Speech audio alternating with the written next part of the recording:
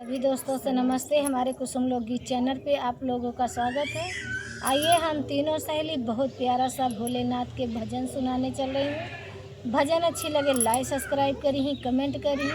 बहुत प्यारा सा, बहुत इसलिए कि नटखटा चटपटा गीत शिव गुरु के बहुत प्यारा सा भजन सुनावे चलत है। इसलिए मलमास लगावा नहीं कि जलवा बा। जौन गलती कसूर हो शिव गुरु अपने चरण में माफ़ करी, क्षमा करी। आइए गीत के सुनाती हूँ। फुल आवाज़ मेरे दोस्तों सुनी तो बहुत आनंद मिले। कुछ न ले भोले ऊ है